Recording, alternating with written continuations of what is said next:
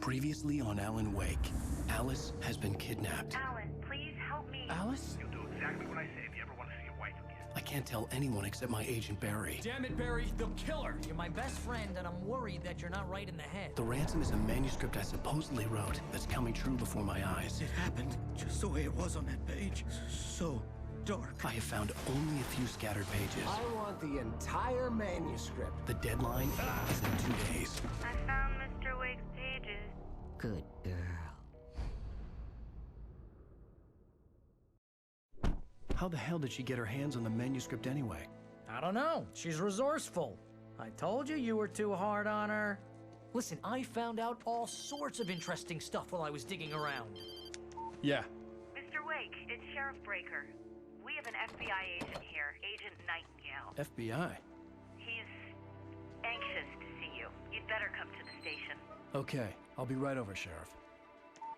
Let's make this quick, huh?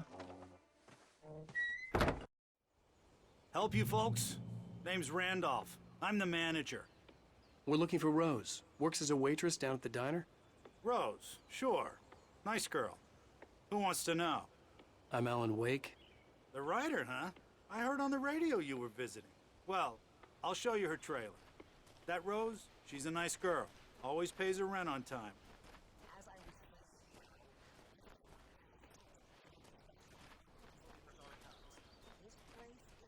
Crazy.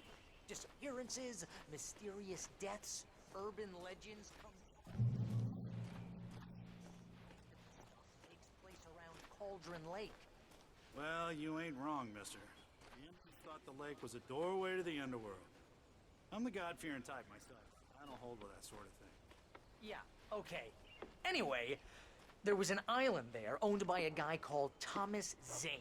Now, some of the articles I found about him make him out to be a famous writer, but I ran a bunch of searches. Not a single thing he wrote.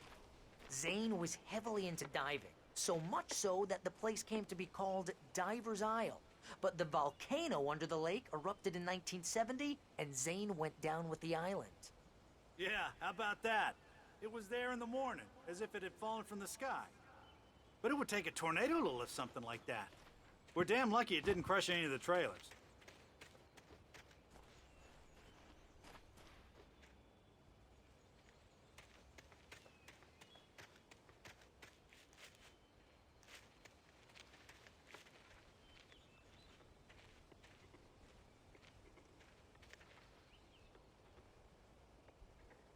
It gets better.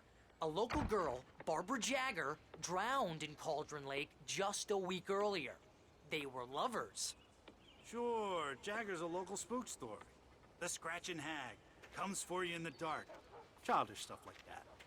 Anyway, Al, I'm just getting to the best part. All of the articles about this stuff were written by Cynthia Weaver. I asked around, and she's that crazy bag lady you met. What, the lamp lady? She can be a little loopy, but she's not homeless or anything. Yeah, anyway, she knew both Jagger and Zane before they both died, and she had some kind of a breakdown.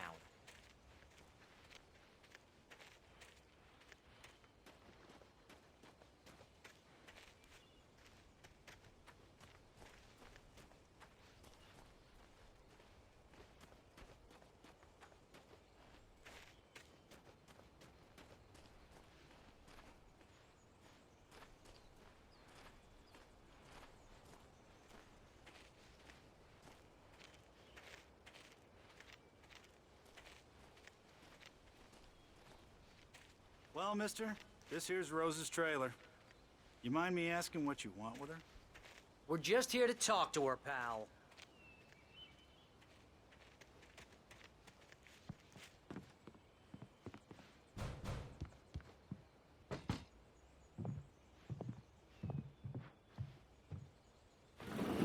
Welcome to...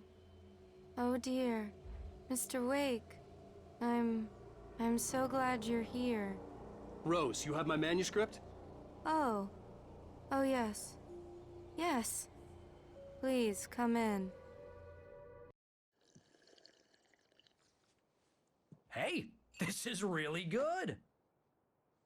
Rose, Yes, my manuscript. I really need it. I understand. I know what you need. A muse to inspire you. Oh, for Barry. She doesn't have anything. Yeah, hey, Al? Al, what's... Oh... Barry! What? What?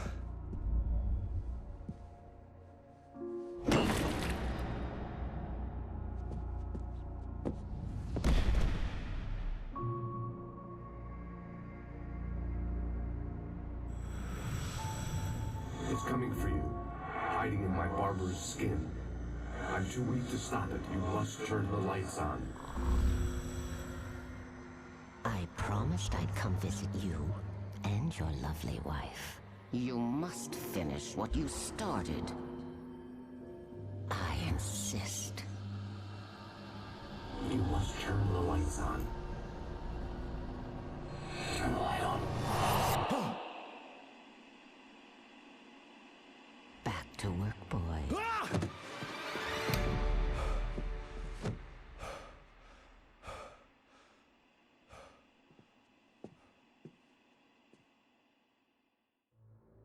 I felt nauseous, hungover. Only anger kept me going. I can't tell reality from dream anymore, but it seems I have an imaginary editor to help me. She's an old woman in a funeral dress. I call her Barbara Jagger. She's very strict. I'm writing faster and faster. My manuscript is being heavily revised. The edits are getting very aggressive, and each day there's less of me and more of her.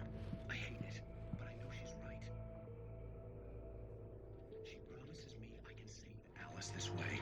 She knows more of this than I do, about the complex incantation I'm attempting. Rose took a day from me. I had less than 12 hours left to meet the kidnapper. All I could do was get Barry into the car, work something out once I got on the road. Horror story. I'm getting close.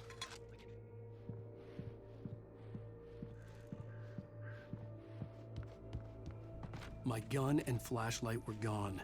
I'd have to find a way to get Barry into the car as quickly as possible. There was no time to waste. Mr. Randolph liked Rose. That little smile she had. How she was still sweet when life had tried so hard to make her bitter. It wasn't any of his business what she did in her trailer. But those strangers, the writer and his smart-ass sidekick, looked like trouble. And they'd been in there for hours, way past her normal bedtime. He reached for the phone and called the sheriff's station.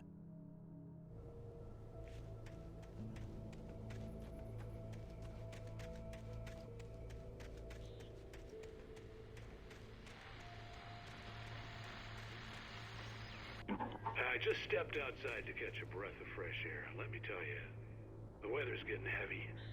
Nights like this make me especially glad I'm here talking to you and not home in bed. Once the weather takes a turn like this, I can't sleep at all. It's all tangled bed sheets and dark thoughts, punctuated by the occasional plunge into nightmare.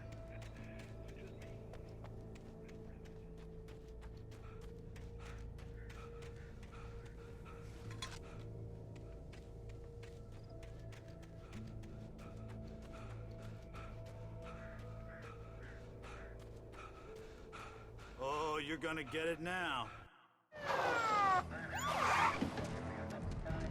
God knows what you've done to that poor girl. This is Agent Nightingale, FBI! Get him up, Hemingway! You're under arrest! You move a muscle, I'll unload right in your goddamn face! Stay right where you are, Slane!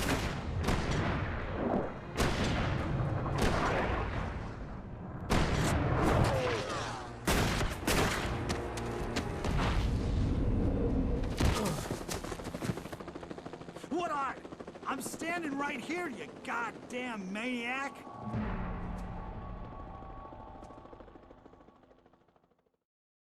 I hated to leave Barry behind, but there was no way I'd miss my appointment with the kidnapper.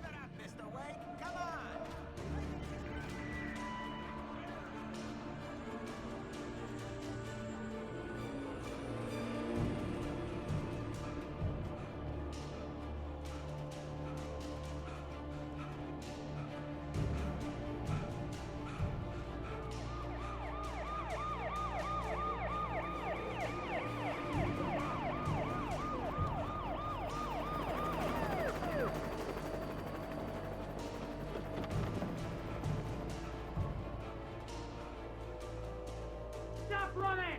Please! Okay, men, keep your eyes peeled. He's gonna try to make it through here.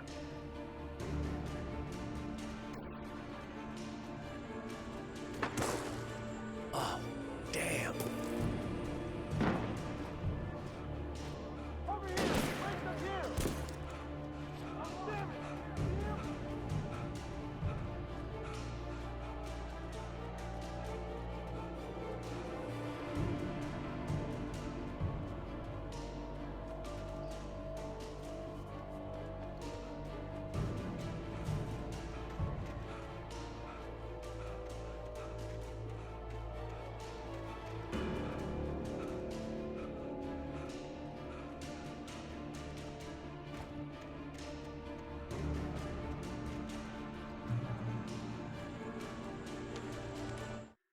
For decades, the darkness that wore Barbara Jagger's skin slept fitfully in the dark place that was its home and prison.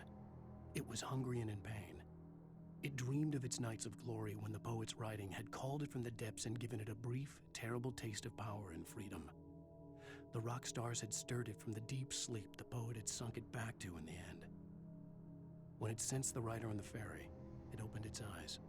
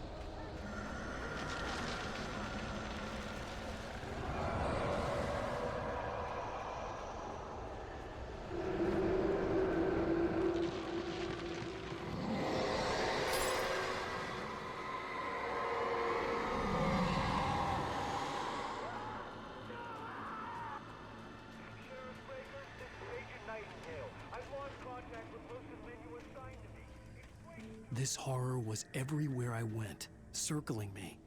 The cops didn't stand a chance. They were after a writer, not a monster.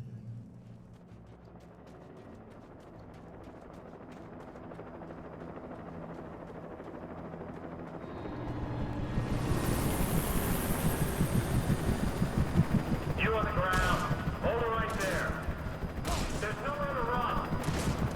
Freeze!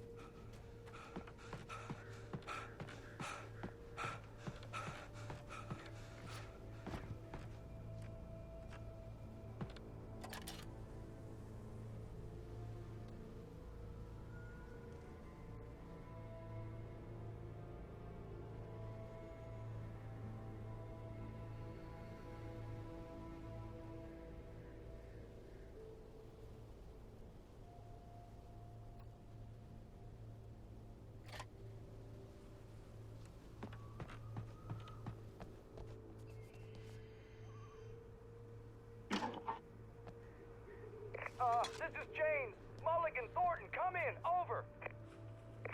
Thornton here. James, we got both Wheeler and Rose in custody. They put up a fight already. Come on. Sit down and give me that.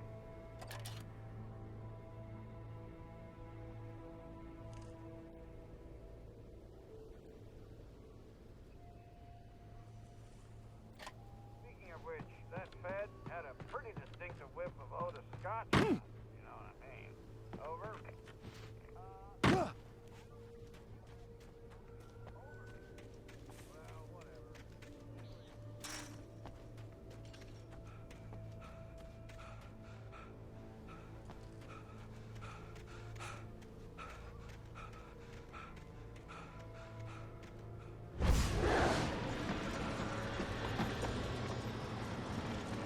Unnatural shadows clung to the gate. The darkness that was after me was trying to stop me. I wouldn't get through without a light. There was no power to the searchlight.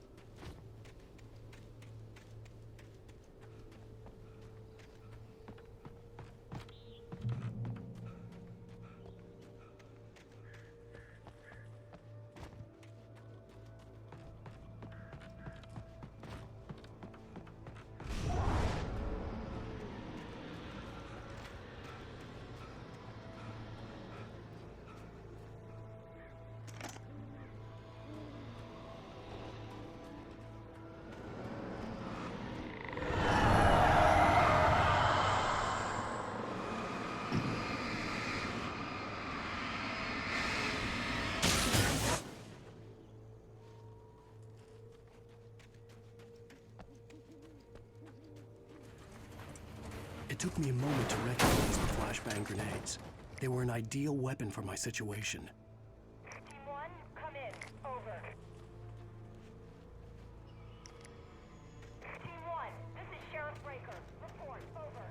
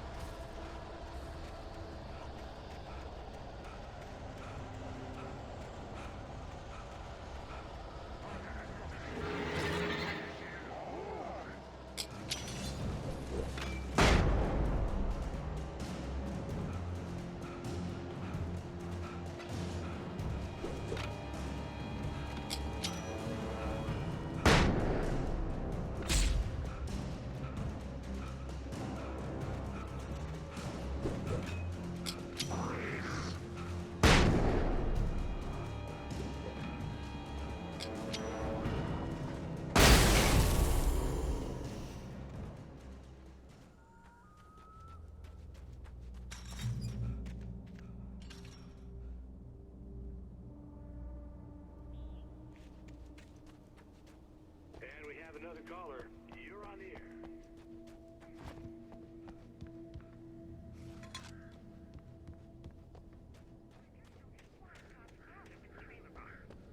What do you mean?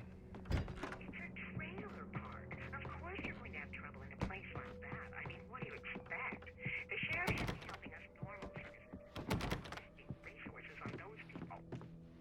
Well, They'll have to try to sort themselves out. I'm sorry, but my granddaddy settled in Bright Falls in 1911. well, thank you very much for that compassionate viewpoint, Lorna. Oh, here's a little surprise.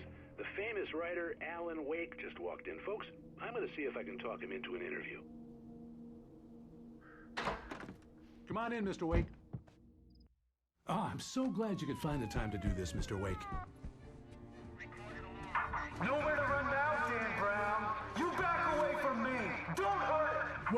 Whoa. Everyone calm down. Put the gun down. We're all friends here, right? Cool your jets, Nightingale. We got him. Judas Priest! What the hell's the matter with you? There's a civilian in there.